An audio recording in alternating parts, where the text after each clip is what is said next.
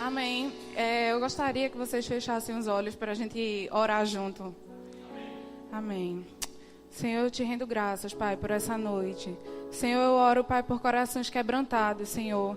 Corações que se derramem diante da Tua presença, Pai. Senhor, eu oro para que hoje seja uma noite de restauração na vida de muitas famílias aqui. Senhor, nós sabemos o propósito da família, Pai, e nós queremos seguir para agradar o Teu coração. No poder que há no nome de Jesus, eu te agradeço. Amém. Quando o pastor me chamou para ministrar hoje à noite sobre o perdão, eu fui orar a Deus para saber como eu iniciaria essa ministração. E a resposta foi muito rápida da parte de Deus. E a melhor forma, na minha opinião, é a gente começar falando sobre o amor. Não é verdade? Porque o amor, ele transforma a nossa vida, ele pode transformar a nossa família. Basta a gente querer, não é verdade? E, como a gente sabe, a Bíblia foi escrita originalmente no grego e no hebraico. E no grego, o amor, ele não é como a gente utiliza o termo amor, que a gente usa amor para falar que ama o pai, que ama a mãe. A gente usa amor para falar que ama uma comida, que ama um hambúrguer. Tudo a gente ama usando a mesma palavra. E no grego era separado esses termos. Era separado em filéu, que é o amor que há entre amigos. O amor estorge, que é o amor que há entre pai e filho. O amor eros, que é o amor entre marido e mulher. E o amor ágape, que é o amor do tipo de Deus, que é o verdadeiro amor. Não é verdade? Eu queria que vocês abrissem comigo lá em 1 Coríntios, no capítulo 13. Amém? Vocês abriram? No versículo 1, ainda que eu fale a língua dos homens e dos anjos, se não tiver amor, serei como sino que ressoa, ou como prata que retine. Ainda que eu tenha o dom de profecia, e saiba todos os mistérios e todo o conhecimento, e tenha uma fé capaz de mover montanhas, se não tiver amor, nada serei. Ainda que eu dê aos pobres tudo o que eu possuo, e entregue o meu corpo para ser queimado, se não tiver amor, nada disso me valerá. Bem, o amor do tipo de Deus, ele não é egoísta. O amor do tipo de Deus, ele não espera nada em troca. Ele não ama porque, eu só amo meu marido porque ele me ama. Isso daí é o amor eros, não é verdade? O amor eros, ele pode esfriar. O amor estorge, ele pode esfriar. Até porque, no decorrer dos anos, o desejo que há entre um homem e uma mulher pode vir a esfriar. Mas o amor do tipo de Deus, ele não esfria, ele não muda. Ele quer o bem do próximo primeiro, antes do dele. Ele dá a melhor parte, não é verdade? Nós vemos, para a gente entender um pouco do amor do tipo de Deus, a gente pode olhar para a cruz. O que é que a gente fez para merecer o que Jesus fez por nós? Nada. Nós não fizemos nada. Deus nos ama incondicionalmente. Ele não depende do que eu faço, do que eu deixo fazer. Não há nada que eu possa fazer para que Deus me ame mais ou menos. Ele me ama. Ele me ama de todo jeito. E é esse amor que tem que valer dentro de um casamento. Não é verdade? Eu queria que vocês abrissem comigo lá no livro de Efésios, no capítulo 3. A partir do versículo 17. Aqui é uma oração de Paulo. E ele ora aqui: para que Cristo habite no coração de vocês mediante a fé. E oro para que, estando arraigados e alicerçados em amor, vocês possam, juntamente com todos os santos, compreender a largura, o comprimento, a altura e a profundidade, e conhecer o amor de Cristo, que excede todo o entendimento, para que vocês sejam cheios de toda a plenitude de Deus. O que é exceder o entendimento? É aquilo que a nossa razão, o nosso ser racional, ele não entende. A gente não tem como entender o amor. A gente não tem como procurar entender o amor no sentido de, vamos dar um exemplo. Meu marido me magoou, eu estou triste com ele, mas mesmo assim eu tenho que amar ele. Embora o amor eros esteja um pouco abalado, o amor do tipo de Deus ele tem que prevalecer. Ele excede o entendimento. Mesmo eu estando chateada, eu amo Daniel. Mesmo eu estando triste, eu amo Daniel da mesma forma. E o amor, mesmo chateado, ele cuida. Não é verdade? Tem até uma figura que aparecia muito no Facebook, que eram dois senhores, um senhor e uma senhora sentados assim de costas, e a mulher com a cara bem braba, segurando uma sombrinha na cabeça do homem. porque estava chovendo. Ou seja, ela estava com raiva dele. Mas, mesmo assim, ela sabia que ele era o marido dela e ela tinha que cuidar dele. Né? E a família, se você não sabe, a família ela foi criada por Deus. Eu escuto muita gente falando aí, brincando, que se família fosse bom, Jesus teria casado. Mas eu vou te falar, foi Deus que criou a família. Está lá em Gênesis. Vamos lá abrir comigo no capítulo 2 de Gênesis. Então o Senhor Deus declarou: não é bom que o homem esteja só. Farei para ele alguém que o auxilie e lhe corresponda. Depois que formou da terra os animais do campo e todas as aves do céu, o Senhor Deus os trouxe ao homem para ver como este lhe chamaria. E o nome que o homem desse a cada ser vivo, esse seria seu nome. Assim o homem deu nome a todos os rebanhos domésticos, às aves do céu e a todos os animais selvagens. Todavia, não se encontrou para o homem alguém que o auxiliasse e lhe correspondesse. Então o Senhor Deus fez o homem cair em profundo sono, e quando este dormia, tirou-lhe uma das costelas, fechando o lugar com carne. Com a costela que havia tirado do homem, o Senhor Deus fez uma mulher e a levou até ele. Disse então o homem: esta sim é osso dos meus ossos e carne da minha carne. Ela será chamada mulher, porque do homem foi tirada. Por essa razão, o homem deixará pai e mãe e se unirá à sua mulher, e eles se tornarão uma só carne. Aqui nós vemos a primeira família que Deus criou. A família inicia com o marido e com a mulher. Amém? Por mais que a gente veja no mundo iniciando uma mulher com um filho, depois vem o marido, ou vice-versa, da forma como Deus criou, foi um marido, uma mulher e depois os filhos. Tanto que aqui a gente viu que Adão não nasceu, Eva não foi criada já grávida. Ela já não nasceu com filho, não foi criada com filho. Mas Deus já falou aqui na Bíblia que o homem deixaria seu pai e a sua mãe e se uniria à sua esposa. E é muito interessante, às vezes eu fico parando para pensar, olhando. Terminei minha faculdade agora há pouco, e no meio da faculdade a gente vê uma maneira muito distorcida da família. Casou, não deu certo, separa.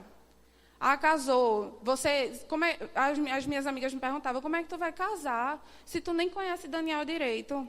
Como é que tu vai casar sem saber como Daniel é em casa, isso e aquilo? Mas eu confio num Deus. Eu sei que, mesmo que acontecesse o contrário, graças a Deus não, graças a Deus meu casamento é uma bênção.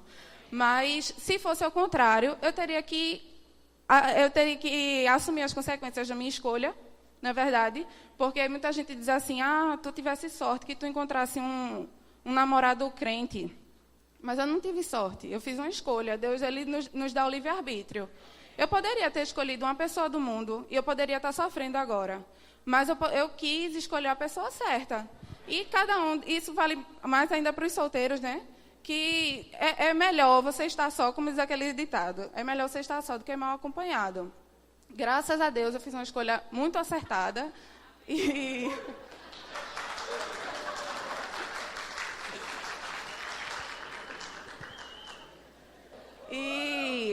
na Bíblia, a gente encontra a função de cada membro da família. A Bíblia ela é um manual de vida. Tudo que a gente precisa, a gente pode encontrar na Bíblia. E na Bíblia a Bíblia fala qual é o papel do homem, ela fala qual é o papel da mulher, ela fala o papel dos filhos. E quando acontece de isso se misturar, do filho mandar nos pais, da mulher ser a cabeça, vai causar uma confusão na família. Isso daí é tudo que o diabo quer. É tudo que o diabo quer, ver o marido se submetendo à esposa. Mas foi isso que Deus mandou? Não foi isso que Deus mandou. A mulher ela é a ajudadora do marido.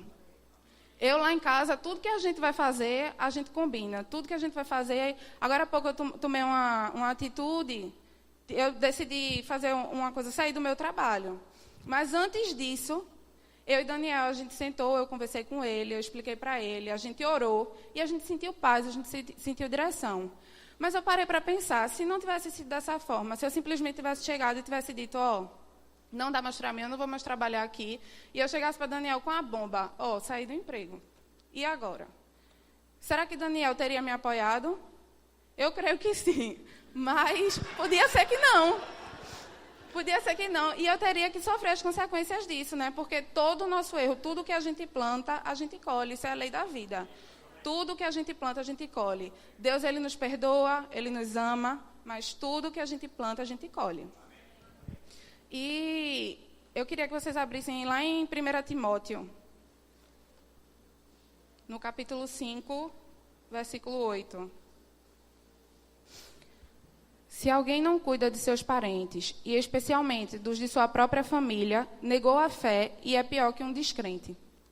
Isso é muito sério, porque às vezes a gente casa novo, tem uma mentalidade ainda bastante infantil e quer continuar desse jeito para o resto da vida. E eu vou te falar, isso não vai dar certo. Não vai dar certo.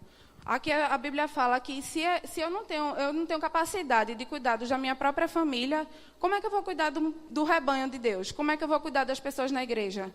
Como é que eu vou para o meu GCC e eu vou estar aconselhando casais lá? Se minha vida, o meu relacionamento com a minha família está assim, ó, tudo doido, não vai dar certo. A palavra, ela vai surtir efeito na vida da outra pessoa, porque a palavra, ela é de Deus, não é sua, não é minha. Ela vai surtir efeito. Mas você acha que está agradando o coração de Deus dessa forma? Não está. Deus, Ele pode nos usar. Às vezes a gente vê gente errada, que vem aqui não aqui na igreja, mas que é usado por Deus. Mas isso não significa que as suas atitudes em casa, com seu irmão, no seu trabalho, estão sendo aprovadas por Deus. E é isso que nós queremos, ou devemos querer, ser aprovados por Deus. Porque ser aprovado aqui pelo pastor, ou ser aprovado pelo seu líder de GCC, ou ser aprovado pelo seu líder de departamento, não vai surtir tanto efeito na sua vida, não. Porque lá no fundo mesmo, você sabe se você está certo ou se você está errado. E nós temos o Espírito Santo dentro de nós, para nos dar o alerta, para dizer se a gente está certo, onde é que a gente está errando. E eu creio que cada um sabe. Quando a gente está em família, a gente sabe, porque sabe onde é que a gente está errando. A gente pode não querer se arrepender, mas aí é um problema que vai ter que ser resolvido. Ou então esse casamento pode vir a terminar, né? E eu queria que vocês abrissem lá em Mateus, no capítulo 5 de Mateus, no versículo 23. Portanto, se você estiver apresentando sua oferta diante do altar e ali se lembrar de que seu irmão tem algo contra você, deixe sua oferta ali, diante do altar, e vá primeiro reconciliar-se com seu irmão. Depois volte e apresente sua oferta. Aqui a gente vê Deus priorizando o perdão antes da oferta, porque de nada vale a gente chegar aqui na igreja, a gente cumprir a nossa escala no departamento infantil, como eu trabalho lá. Se eu tiver com minha vida totalmente errada, se eu sair de casa, esculhambei meu marido, chamei ele de tudo que não presta, e eu chegar aqui na igreja e vou falar para as crianças sobre amor, qual é a autonomia que eu tenho para fazer isso? As palavras não vão sair com o poder da minha boca. Como é que eu tenho coragem de chegar em casa e esculhambar Daniel, chegar aqui na igreja, levantar as minhas mãos e adorar a Deus, dizendo que amo Deus, que Ele é o Senhor da minha vida, que Ele é o Senhor do meu lar? Como assim? As nossas atitudes, elas têm que ser correspondentes àquilo que a gente está falando, àquilo que a gente está pregando, àquilo que a gente está orando. Não adianta eu orar a Deus, pedindo a Deus que abençoe o meu lar, se eu não faço nada para contribuir com isso. Eu acho muito estranho quando tem um casal que está sempre errando nas mesmas coisas, estão sempre discutindo pelos mesmos motivos e nada muda. Isso significa que um dos dois, ou os dois, geralmente os dois, não estão tomando uma atitude de mudar aquilo dali. A atitude tem que partir de você. Deus, Ele vai pegar junto, mas a atitude é sua. Você não, tem uma responsabilidade que é de Deus, mas também tem a nossa. Eu não posso simplesmente chegar e orar a Deus pedindo para Ele abençoar a minha casa, e quando eu chego em casa eu não faço nada que corresponda àquilo que eu estou pedindo a Deus. Se eu chego em casa, eu sou uma má esposa. Se eu chego em casa e não dou atenção ao meu marido, ou não dou atenção aos meus filhos, não vai adiantar de muita coisa. E o perdão, ele é muito importante no lar. Eu julgo assim, porque o perdão, ele vem do amor, né?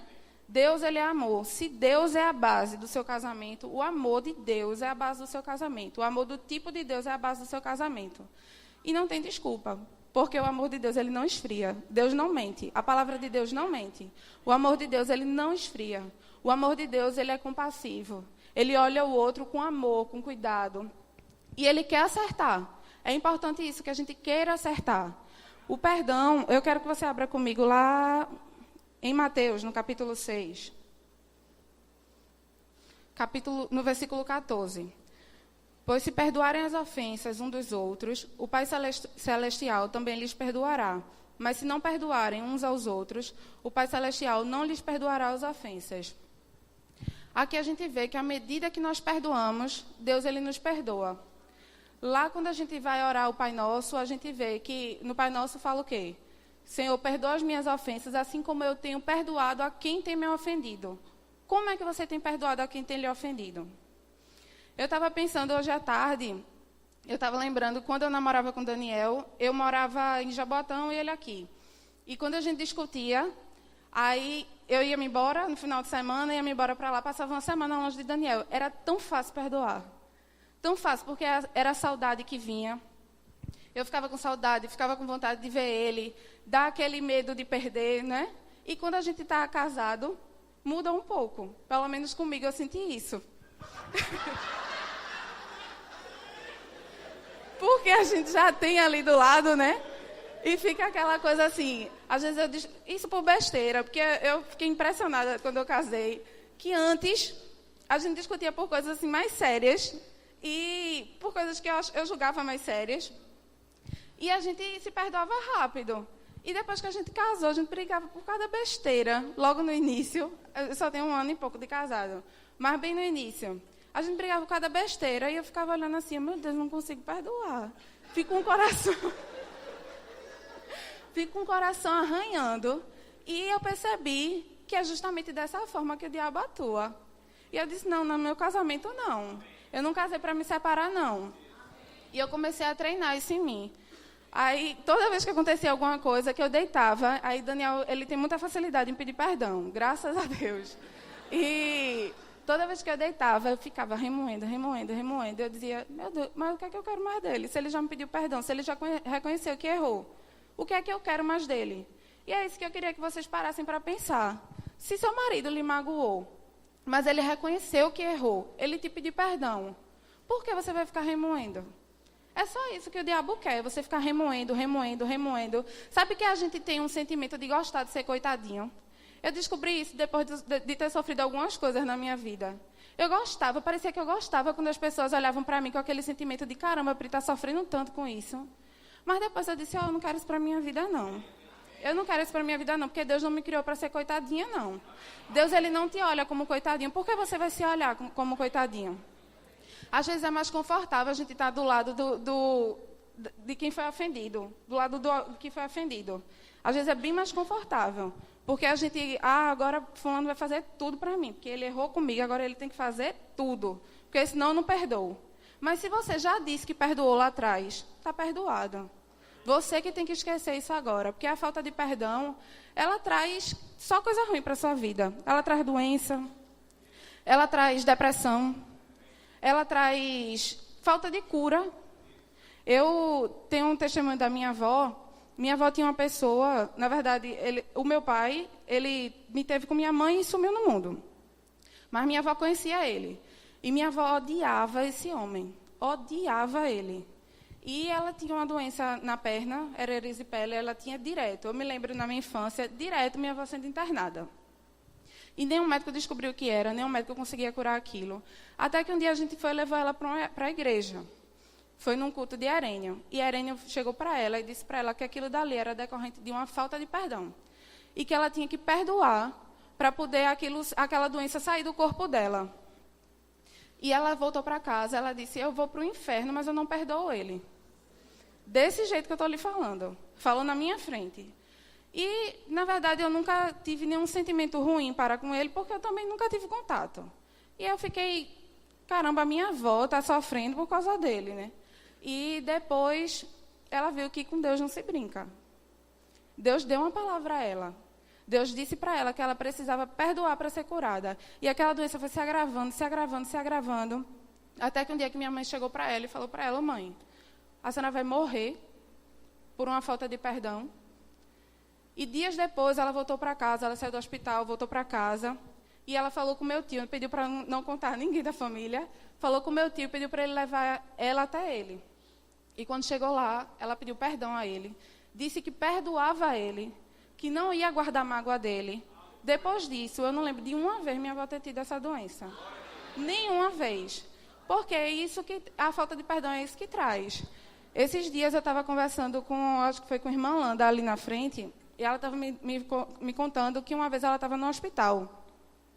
E tinha uma mulher com um câncer, um tumor, e ela botou a mão para orar, mas na hora ela sentiu a direção de falar para ela que ela precisava.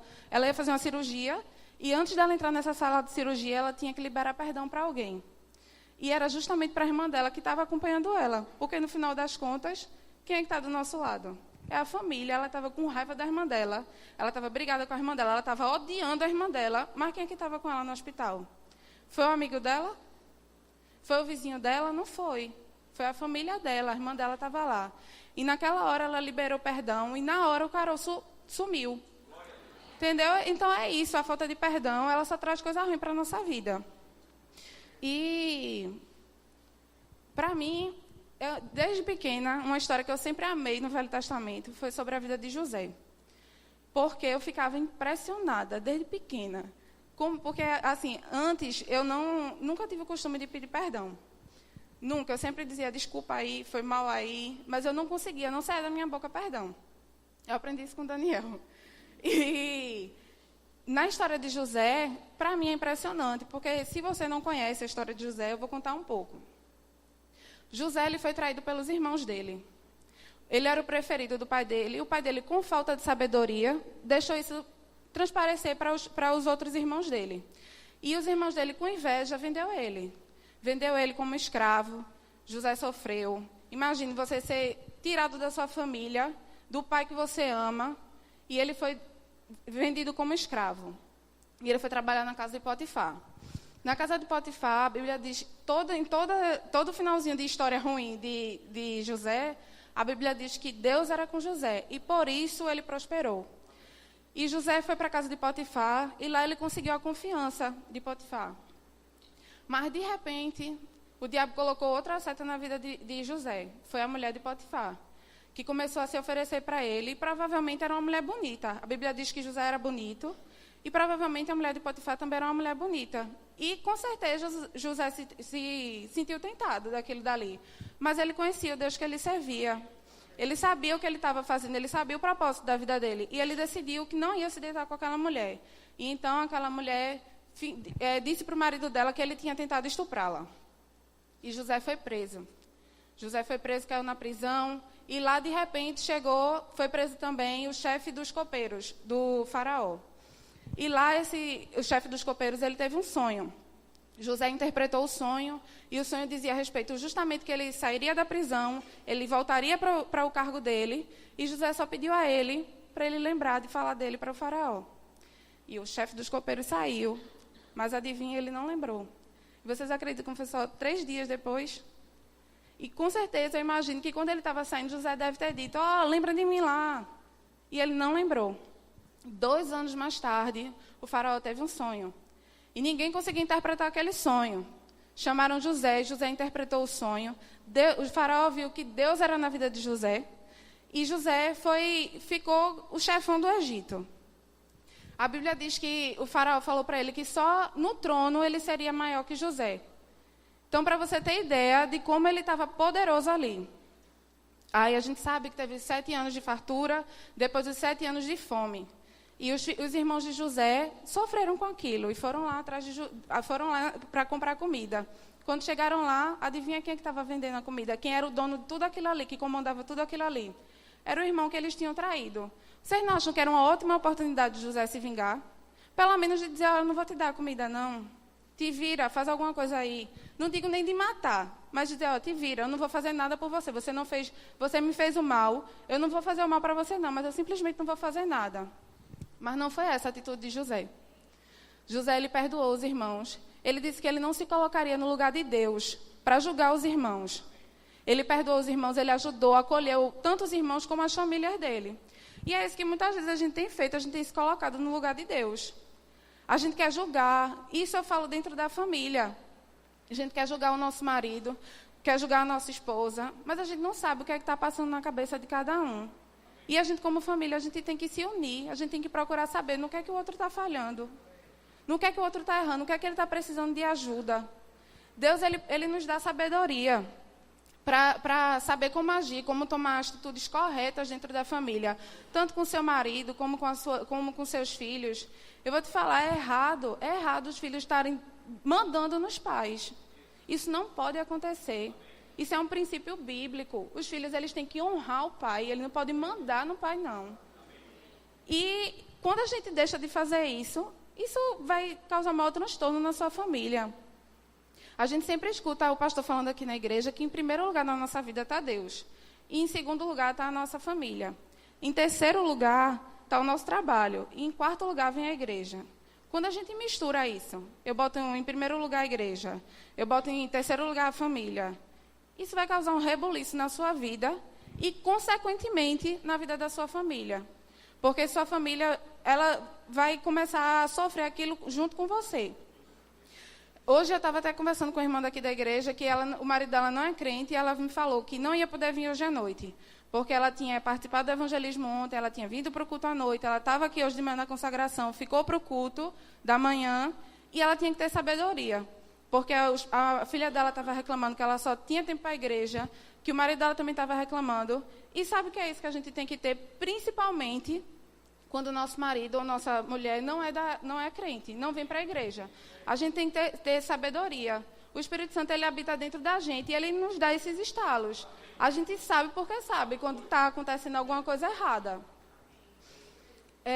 Eu queria abrir com vocês lá em Mateus, no capítulo 18. Versículo 23. Por isso, o reino dos céus é como um rei que desejava acertar contas com seus servos. Quando começou o acerto, foi trazido à sua presença um que lhe devia uma enorme quantidade de prata. Como não tinha condições de pagar, o Senhor ordenou que ele, sua mulher, seus filhos e tudo o que ele possuía fossem vendidos para pagar a dívida. O servo prostrou-se diante dele e lhe implorou: tenha paciência comigo, eu te pagarei tudo. O senhor daquele servo teve compaixão dele, cancelou a dívida e o deixou ir. Mas quando aquele servo saiu, encontrou um de seus conservos que lhe devia 100 denários. Agarrou-o e começou a sufocá-lo, dizendo: pague-me o que deve.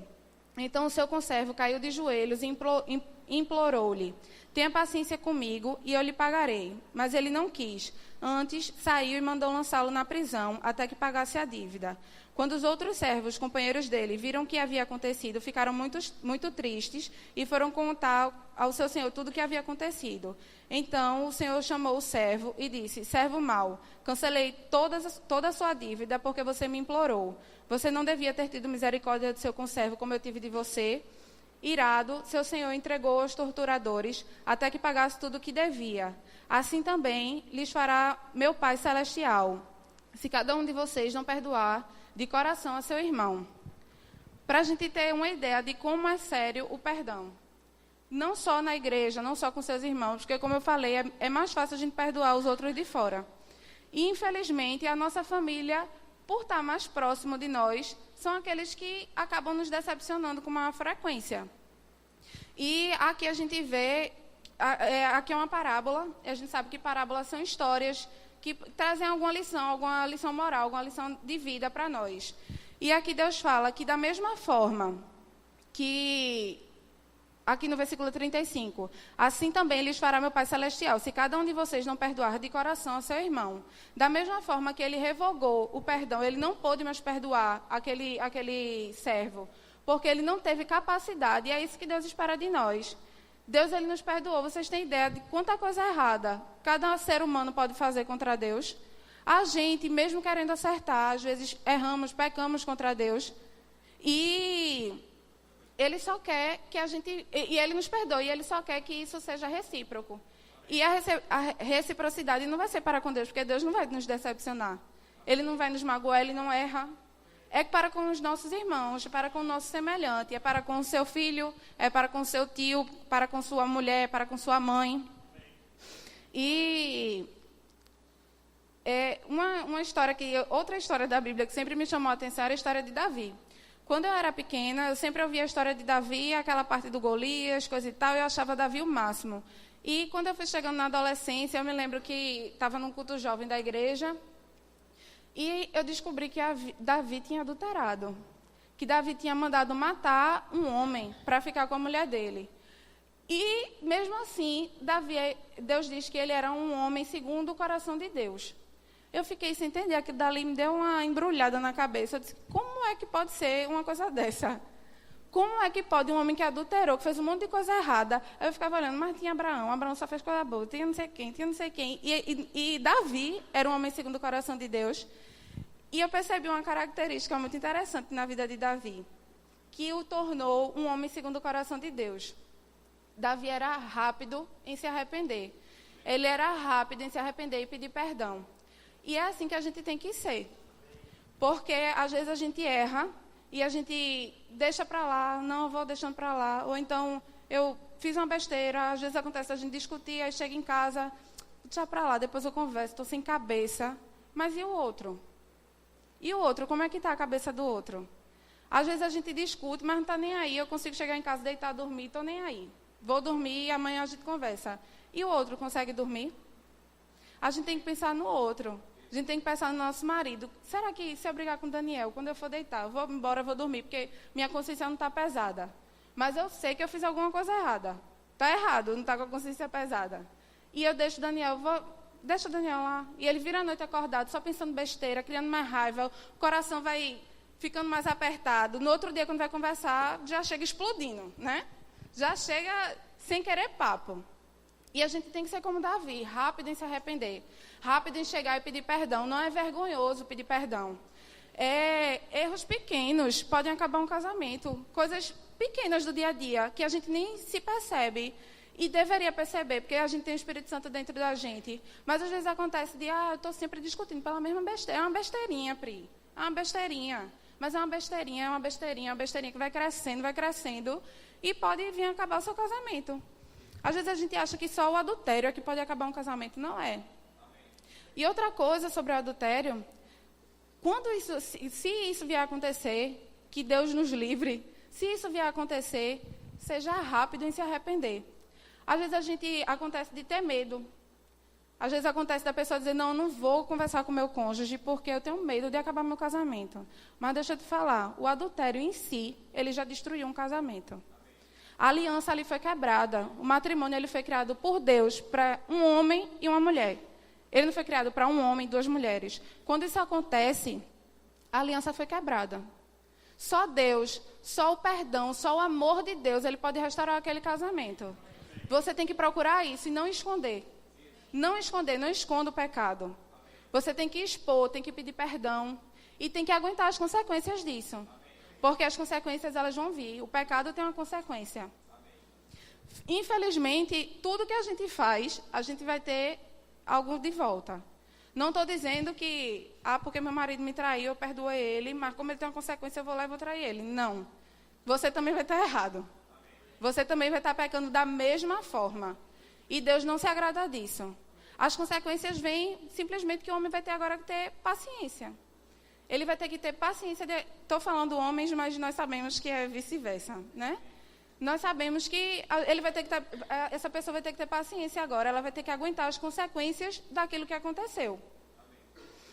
E não adianta a gente estar com a vida totalmente pecaminosa, totalmente errada, e estar vindo para a igreja e achando que é o certo. Eu sou o certo, porque olha, o pastor olha para mim e já vê que eu sou um homem cheio de Deus, que eu sou uma mulher toda poderosa. Mas deixa eu te falar, não significa que Deus está aprovando as tuas atitudes, as tuas ações em casa. Nós vimos isso na vida de Eli, o profeta Eli. Ele era um profeta, ele tinha um ministério. E Deus já agiu através da vida de Eli. Nós conhecemos a história de Samuel, que foi Eli que instruiu Samuel. Mas Eli não cuidava dos filhos. Os filhos de Eli pintavam a desgraça do jeito que eles queriam. E ele não fazia nada.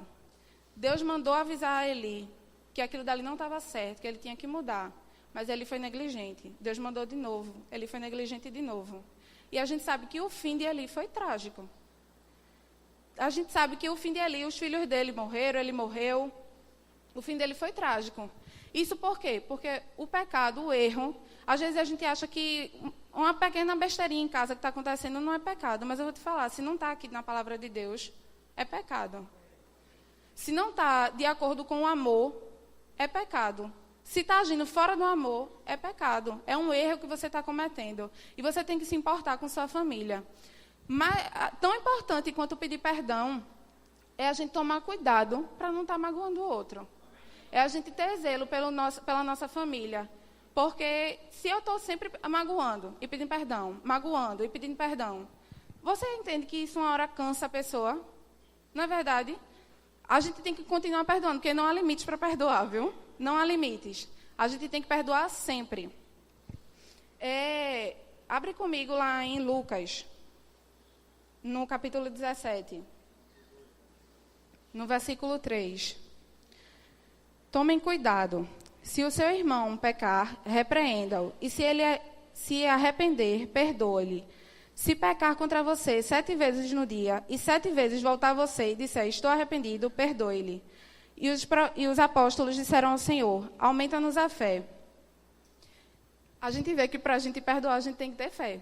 Porque o perdão, ele não é um sentimento. Assim como o amor não é um sentimento, a gente não sente vontade de perdoar. Não espere você ficar em casa sentado, remoendo a dor, remoendo o que aconteceu, achando que vai vir automaticamente a vontade de perdoar. Não vai, não. Quanto mais você alimenta a raiva, quanto mais você alimenta o ódio, aquilo ali vai piorar. E eu vou te falar uma coisa. Se a pessoa que te ofendeu, ela se arrependeu e pediu a Deus, a graça de Deus continua a fluir na vida dela, as bênçãos de Deus continuam a alcançar ela. E isso vai causar ainda mais revolta em você. Porque você vai dizer, poxa, eu que sofri, eu que estou nessa situação. Mas Deus, ele já te deu a instrução de como mudar isso. Você só precisa liberar perdão. É só você parar para pensar. Não estou dizendo que é fácil. Não é fácil. Eu já passei por situações que para mim foi nada fácil liberar perdão. Que eu fico até hoje, às vezes acontece de vir na minha cabeça. Mas sabe o que eu digo para mim? Eu já te perdoei. Eu já perdoei. Eu não preciso estar alimentando isso dentro de mim. Eu não vou me prejudicar por causa disso. Eu abençoo a vida daquela pessoa. Porque eu abençoando a vida daquela pessoa, a minha vida automaticamente vai estar sendo abençoada também. Amém? E eu vi uma frase na internet que eu queria ler para vocês. Perdoar é libertar. Não perdoado, mas a si mesmo. Isso é muito forte, é muito verdadeiro. Porque o perdão, ele aprisiona. Ele só faz aprisionar a nossa vida. A falta de perdão, ele aprisiona a nossa vida. E sempre deve ser a nossa primeira atitude. A Bíblia fala que quando o nosso irmão bater no nosso rosto, a gente tem que dar outra face. E a outra face é justamente o amor. É justamente o perdão. O perdão vem pelo amor. E o amor, ele age pela fé. A gente sabe disso. Então, a gente precisa tirar força de dentro de nós e crer que Deus, ele pode restaurar a nossa família. Não adianta, você não precisa estar falando, abrindo sua boca e dizer que, meu marido não tem jeito, minha mulher não tem jeito. Declare a palavra sobre a vida dele. Diga que ele tem jeito. Quando você diz isso, é a mesma coisa que você está dizendo que o diabo está reinando na minha família. Porque ele pode pintar o que ele quiser lá dentro. Porque meu marido não tem jeito. Mas se Deus já disse a você que tem jeito, tudo que você precisa está na palavra de Deus. Se você está se sentindo fraca, abra a palavra. Mas eu não gosto de ler. Sabe o que eu fazia quando acontecia de eu estar estressada com essas coisas? Eu não tinha tempo de ler, porque eu estava trabalhando longe. Eu baixava a ministração no meu celular e ficava ouvindo para aquilo dali e me alimentando. E você precisa fazer isso. Você precisa desistir de desistir. Você precisa crer que Deus, ele é o Senhor do seu lar. Crer e ter uma atitude correspondente. Amém?